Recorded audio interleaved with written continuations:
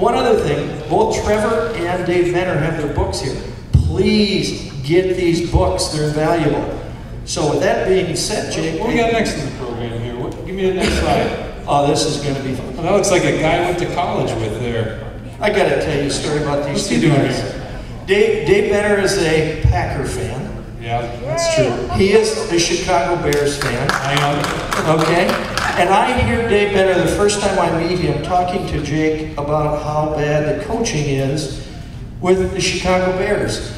And Dave Benner goes, Jake, you're in trouble this year. I watched a little bit of the workout on one of the cable TV news, and here's what your coach said to the team. He says, okay, pay attention.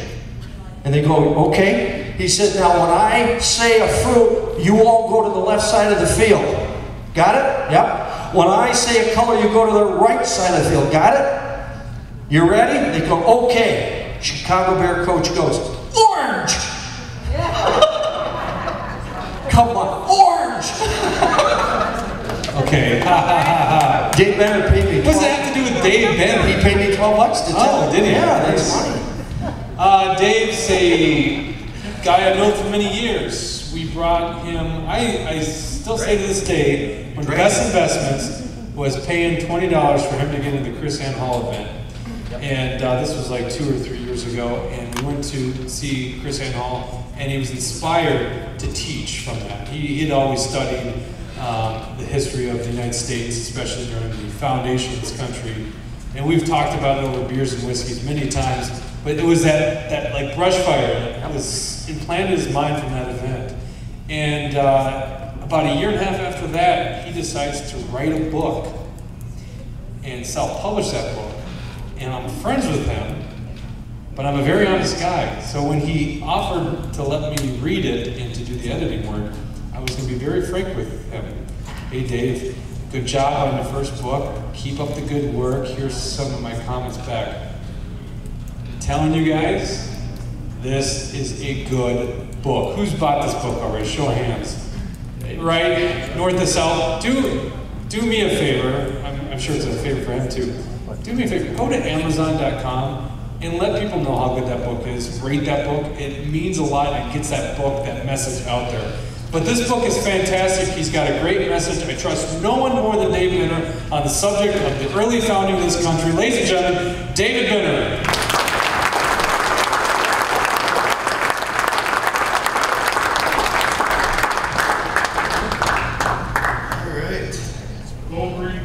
That's right. I wish I had a good Packer anecdote to weave into Jeffersonian, but Jeffersonian outlook, but I don't.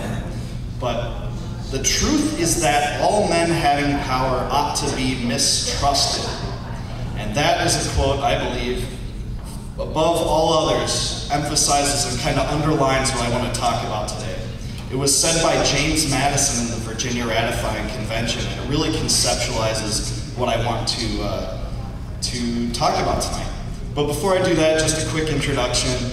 I contribute articles to the 10th Amendment Center and the Abbeville Institute on a variety of historical and constitutional issues. Last year, as Jake said, I published my first book, which is over there. It tells the tale about how the states created the federal government, and it really traces federalism back to the British experience and how the states developed distinctly different identities, and the independent actions of states were necessary to breathe life into the Constitution.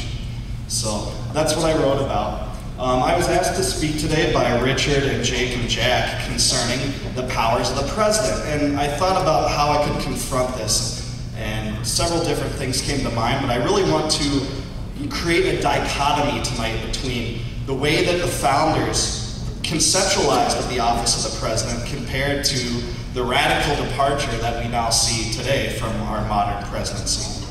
And it's really such a radical departure that really doesn't know any party boundaries. I mean, this has been going on for a long time, and the institution has been dwindled. But I want you guys to think about that quote in the grand context. All men having power ought to be mistrusted. That is what James Madison said. Just to start, I want to give you Roger Sherman's initial impression on what the president was supposed to be. Has anyone heard of Roger Sherman? If you do, please raise your hand. Great. Fair portion of people, that's fantastic. Does anyone know which state Roger Sherman was from? Yes, Connecticut. Very good. I'm a big Shermanite of sorts. I call myself Jeffersonian. I mean, for goodness sakes, I have the man tattooed on my leg. But Roger Sherman as well, so I'm a Shermanite too.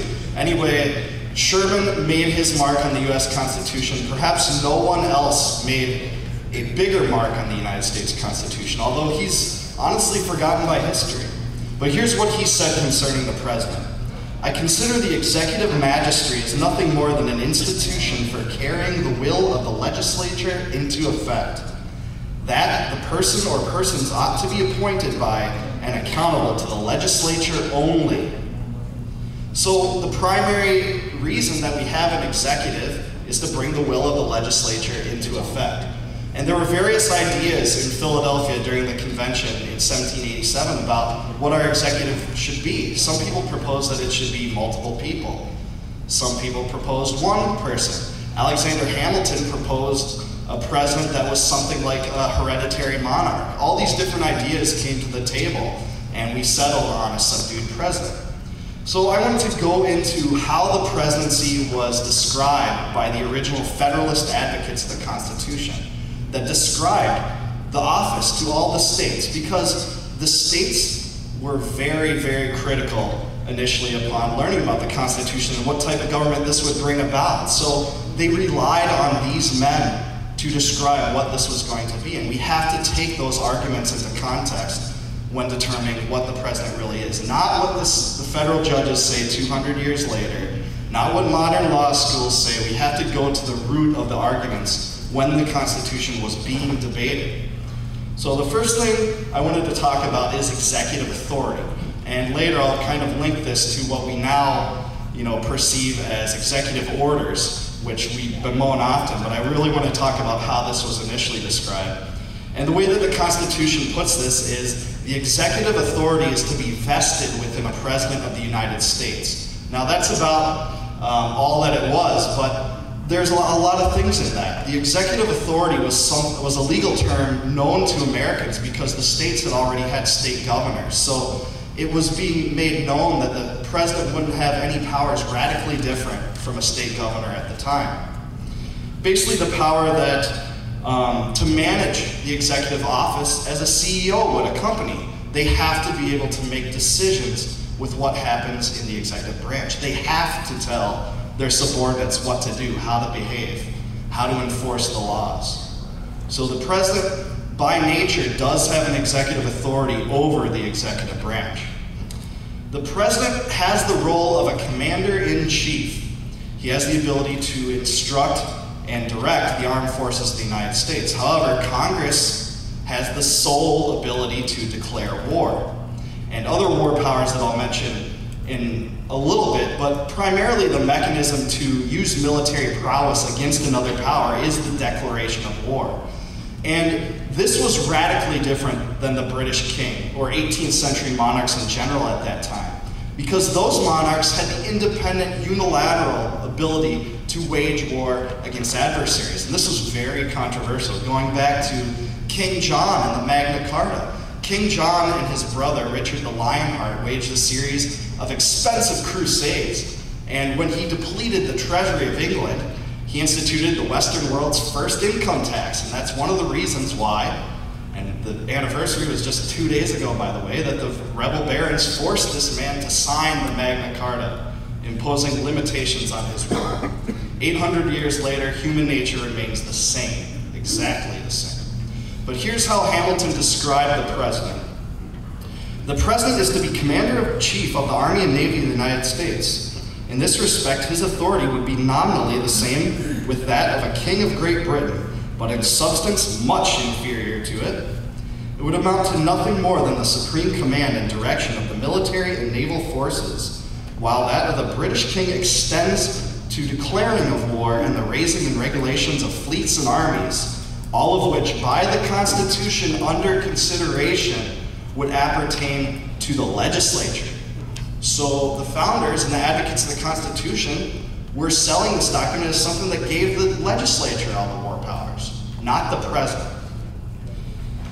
That was really the only way that the president's war power was perceived and conceived of, essentially until the Korean War. And to demonstrate this, I'm going to cite a few examples. First, in the late 1790s, the US faced an on-again, off-again series of naval clashes with France. It was something of a war, something not of a war, so much so that today we call it the quasi-war. And really this amounted to a series of naval conflicts. Now, the Federalist Congress at the time passed a series of statutes that amounted to an imperfect war. And Adams, the president at the time, followed the statutes, specifically to the will of the legislature. And in the one case where there was insubordination, one particular colonel of the military was reprimanded for going beyond the limitations of what Congress prescribed. There was something with the ability to seize ships coming from French ports, but not to seize ships going to French ports. And when that happened, a federal judge reprimanded the executive branch for overstepping the bounds of what the Congress had decided. The next thing, in the first Barbary War, early in Jefferson's first term, in 1801, the US faced a series, again, of mostly naval clashes against Barbary pirates who hailed from the Mediterranean, Tripoli, Northern Africa. In this, Jefferson was constantly deferential to Congress. In fact, he erred on the side of not believing what he was doing was right, and going back to Congress time and time again saying that you have to authorize me to go any farther than the line of defense that you've already prescribed. Here's what Jefferson said. I am unauthorized by the Constitution without the sanction of Congress to go beyond the line of defense. So that's another instance. In the War of 1812, Madison wrote a famous letter to Congress describing the hostilities that then existed between the British and the Americans, but never explicitly campaigning for war or pushing for war. In fact, if you read his address today, which is widely available, he's extremely deferential. He basically set this on the table and said, it's your job to declare war or decide what is to happen. So, in 1861, when Lincoln raised an army of 75,000 forces with the sole purpose of invading the southern states, he was rightly criticized for usurping war powers. He did this when Congress was not in session, and today he should face criticism for that. In fact, his actions were considered so incendiary that it forced the Middle South states to secede from the Union, Arkansas, Tennessee, and Virginia, where prior to that they had refused to do so because they didn't believe the hyperbolic and what they considered unwarranted warnings that the Deep South gave them. Until Lincoln decided to do that, lacking a war declaration, they didn't secede. So he should face criticism for that. So that's really the turning point of where that occurred. The president, by the Constitution, is the head of the state. He has the ability to represent the United States overseas. He has the ability to put a face on treaties. Now, he doesn't have the unilateral ability to do that. The president only has the ability to create treaties with, quote, the advice and consent of the Senate. And that's been true ever since. Now, there's some presidents, which I'll refer to later and talk about later, that have gone beyond that and tried to unilaterally make treaties with other nations. But that's the way that the Constitution was understood.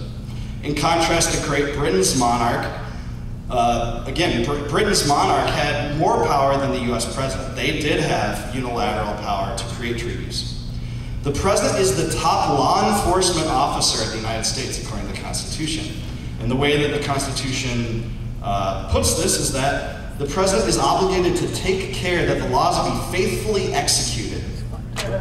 Now, the president has enforcement power over the laws. However, in the understanding that unconstitutional laws are no law at all, the president is not forced to enforce unconstitutional laws. And the Supremacy Clause of the Constitution gives a very strict barometer and a very strict prerequisite for what is to be considered law. It says, this Constitution and all laws made by the United States in pursuance thereof, and all treaties made under the authority of the United States shall be the supreme law of the land. It does not say all laws made in contradiction to the United States are to be the supreme law of the land. Therefore, the president can determine laws are unconstitutional and not enforce them. This famously happened. Jefferson did this regarding the Sedition Acts. I've talked about this before, but the Adams administration passed a series of acts, the most controversial of which criminalized any negative comment about the President of the United States and members of Congress. This ensured that there could never be another fair election in the United States, and people that actually criticized the president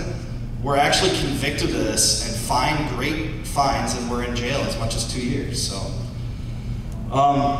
that has happened as well. The president is the head of the executive branch, and as such, I kind of alluded to this before, but he has the power to appoint civil officers. Now, to protect from tyranny in government, the founders implemented a system where, again, the president wouldn't have sole discretion of this. The president had to rely, again, on the advice and consent of the Senate for his civil appointments. So that's why you see today the Senate votes on his officers. That is, again, a limitation. In Britain, the king, for instance, could appoint all Supreme Court judges without having any kind of authorization from his legislature, the parliament. And in other cases in Europe, the situation was the same. When it comes to basic behavior, I wanted to tell you about kind of how some of the founders, particularly Jefferson, conceived of the presidency. Because, as I've told you, I'm a big Jeffersonian. The president was supposed to represent republicanism. He was supposed to be an anti-monarchical figure, not the king. And Jefferson carefully distanced himself from every aspect that would link him to that. For instance, Jefferson refused to wear clothing that was considered royal, like purple colors. By the way, 2 of his predecessors did do that, and he warned against it and did not like that. Jefferson carefully concealed his birthday from citizens of the United States. Well, why would he do that? Because, I mean, oftentimes birthdays of royal figures are celebrated. They still are today in England. There's pomp and circumstance that surrounds all that. In a Republican system, we should think that's garbage. Jefferson did. That's what I think anyway. And this is how Hamilton put how the president was supposed to conduct his affairs. And again, this is a time where Hamilton is selling the Constitution to the state of New York. Hamilton said the President of the United States would be an officer elected by the people for 4 years. The King of Great Britain is a perpetual and hereditary prince. The one would be amenable to personal punishment and disgrace. The person of the other is sacred and inviolable. So this is significant for the primary reason that Hamilton actually favored a president with immense power, much like a European monarch, but even he had to concede that the resulting document that was produced in Philadelphia was one that limited the executive figure. Presidents should disdain and venture away from monarchical practices. Jefferson did this in other ways too. He ended royal balls and celebrations. Like I said, he walked around Washington, D.C. himself. The president actually answered the door of the White House all the way up to the Warren Harding administration, by the way. You could get a hold of the president at the presidential mansion, later called the White House. Today, I mean, I think that we're considered a security threat just by going within 500 yards of him. So, I mean, that should be a distinct difference right there that comes right off the bat. So let's talk about modern presidential authority. And now this is something, again, that would be considered alien to the founders. So I'm going to go through this quick. It looks like I'm running out of time, but today, the president has unilateral lawmaking power.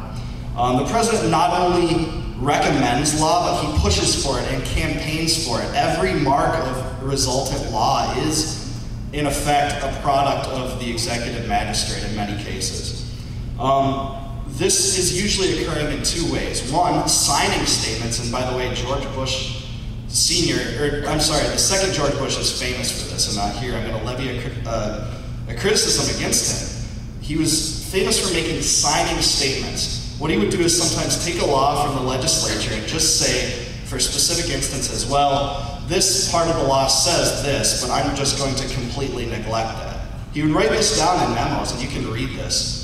But that's not the way that the president was supposed to operate. Remember, he was supposed to faithfully execute the laws of the Union, unless it was unconstitutional. Also, in this case, is more contemporary. The president often alters law to suit his own personal needs. We've seen this very often with Obamacare. How many exceptions, how many changes, how many alterations have we seen since that's been passed? Well, the president has a hand in all of it. And we never look to Congress and say, you know, why are you allowing this to happen? We should do that. The Congress is deferential. The president levies and enforces new taxes. I recently wrote an article about how I believe that outside of the hereditary condition of the European monarchs, the modern president has more power than an 18th century European monarch. And one of the things I cited in this was the fact that in that time, the European monarchs could not so much as levy an income tax without being declared completely unconstitutional, let alone, you know, make one that takes from people 30 to 40% in some cases, which we now have in this country for the last 100 years. So that is something that's vastly different. No income tax was constitutional. Again, that's one of the reasons that King John signed the Magna Carta. The president constantly suggests he's above the law. You can see this because of how he acts. And I just want to illustrate this by a famous 1977 interview that Richard Nixon had with the famous journalist David Frost. And now, I wasn't alive at this time, but I'm sure many people may remember that here. No shots about age at all, I'm just saying. But here's how the discourse went. Nixon, this is what he said. Well, when the president does it, it means that it is not illegal. And Frost asked, by definition? And Nixon said, exactly.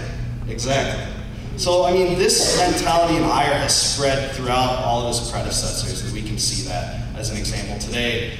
One example is that the president constantly surrounds himself with a barrage of security that wield some weapons and munitions that he wants to ban us from having, and it's regularly brought up in the Congress. That's abysmal. And this is a perfect opportunity to just say that the worst excuses that a president can use are to cite the justifications of their actions by making reference to what their evil predecessors did, or evil things their predecessors did.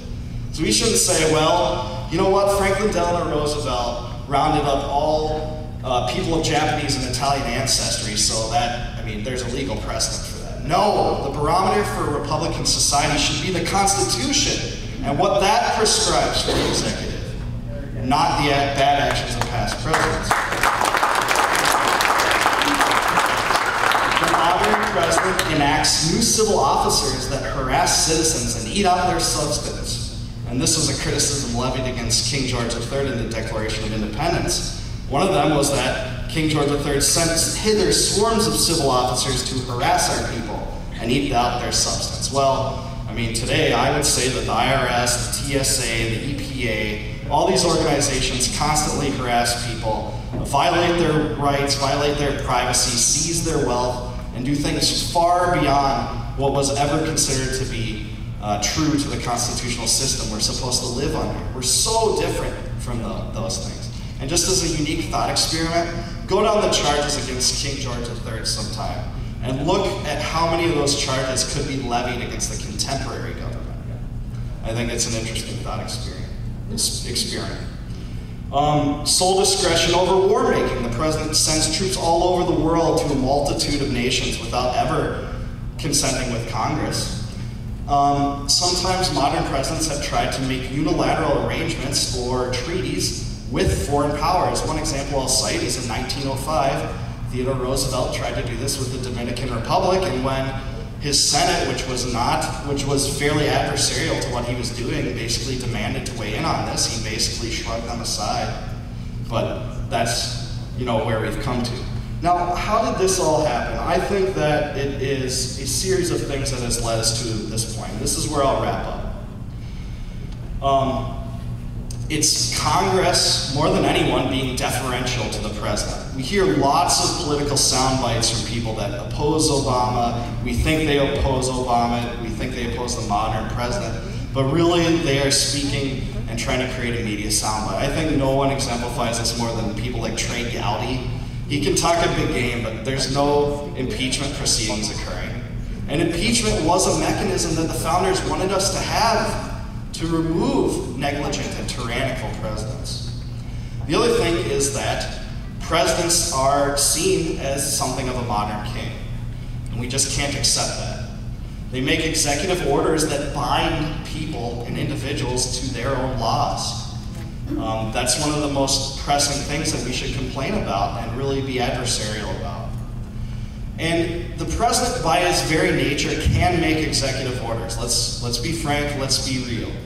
But if the president gets into constitutional trouble and acts in an unconstitutional way, when he tries to supplant the legislative process and make his own law binding individuals to it.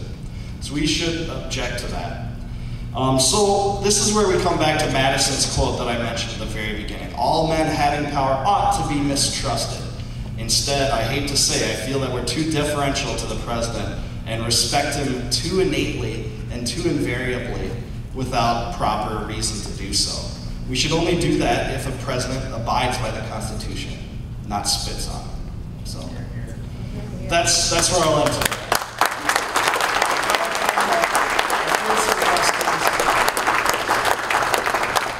We're going to take some questions now.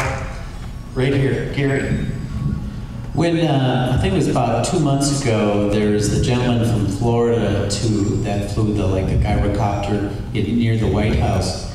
And I always wondered if he was really going through his First Amendment, which is the right to petition the government for redress. Has anybody reviewed that component of that or looked at it from that standpoint? Well, that's a good question, and redressing of grievances is one of the most heralded and sacred of all individual rights, I think. But the reason why I don't think anyone's investigated it is because of who would hear that claim. Who would hear that claim is a federal court, which is largely, again, deferential to the president and mostly acts to rubber stamp the president's decisions and abide by his security concerns. So it may be considered legitimate. I think the redress of grievances can usually be done in more effective fashions, but I wouldn't say that the current president would respond to many. So I think it would be negated by how it would be heard by a federal judge and dismissed. Any more? Give him a big hand. I gotta get one more here. Too quick on the trigger. I was thinking how to word this, but when it comes to impeachment, nobody's trying because it won't happen anyway, but if they actually did try, who does it go through? I mean, is his Goonies have to prove it anyhow? Okay, when an impeachment is brought up, it is voted on by the House of Representatives. And the House of Representatives has the ability to create its own rules. Most of the time in history, it is determined that a majority of people voting in favor of impeachment is enough to bring it toward the Senate, where a trial occurs. Provided 2/3 of the people in the Senate agree that he should be removed from office, he is then removed from office. I don't necessarily agree that the reason this hasn't happened is because nothing will happen.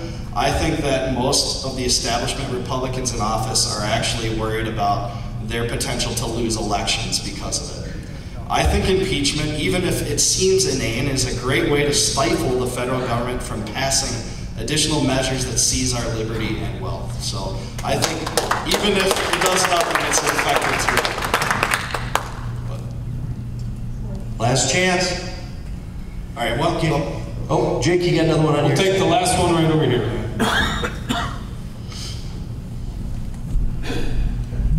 Thank you. In prior administrations, the President of the United States would never go ahead and represent a foreign government because it would be a conflict of interest. We currently have this President of the United States engaged with foreign dignitaries who wants to create where every country has a vote on how it is that the United States is run. Now, since we have more people who want to vote against us than for us, then we would be the losing person in that situation. What I want to know is why it is that everyone is not calling it what it is, which is treason. Well, it's a good question, and I'll tell you that the founders were especially wary about ceding sovereignty and ceding powers to foreign entities. In fact, they made this clear in the Supremacy Clause that I read from earlier, that All treaties made under the authority of the United States shall be the supreme law of the land. Not treaties made that circumvent the authority of the United States. So we should never participate and entertain the prospects of globalism, having the UN force mandates down our throat. This idea was so alien to the founders in their rejection of centralized and global government. We should be a decentralized authority with different distinct identities and communities, all of which that can live under the mantra of federalism, one of the most key elements of the Constitution. So I don't know. Last thing before I leave, I'm selling my book for 15 bucks. That's cheaper than it is on Amazon. I can take credit card. I'll sign it. My only rule is I will not write Nancy Pelosi rules. All right? Don't try it. Don't try But it. he'll write Chicago Bears rules, so that's, get him on that one. Give her a